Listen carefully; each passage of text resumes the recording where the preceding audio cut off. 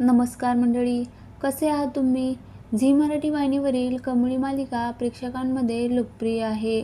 आपल्या लाडक्या आजोबांच्या अचानक जाण्याने कमळी प्रचंड खचते. कमळी आबांना आता पुन्हा कधीच भेटणार नाही याचे दुःख तिला होत असते. या सगळ्या परिस्थितीचा विचार करत कमळी गाव सोडून जाण्यास नकार देते. तिला आता पुन्हा मुंबईला जाण्यात काहीही रस नसतो. पण यामुळे तिचे मोठे नुकसान होईल. शिक्षण पुन्हा एकदा थांबणार. त्यामुळे तू ही चुकीचा निर्णय घेऊ नकोस असं निकी तिला बजावून सांगत असते.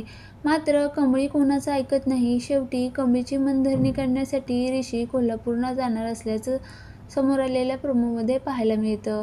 नुकतंच झी मराठीने एक प्रोमो शेअर केला, ज्यात दाखवले आहे की ऋषी कोल्हापूरला पोहोचला आहे. कमळीची मानसिक अवस्था बिकट असून यातून ती चुकीचा निर्णय घेणार याची त्याला खात्री असते. त्यामुळे आता तो स्वतःला तिला परत आणण्यासाठी कोल्हापूरला गेला आहे. कमळी ऋषीला सांगते, मी आता माझं गाव सोडून कुठेही जाणार नाही. कमळीच्या निर्णयानंतर ऋषीने ठाम भूमिका घेतली आहे. तू गाव सोडून नाही तर मीही इथेच राहणार असा निर्धार त्याने व्यक्त केला.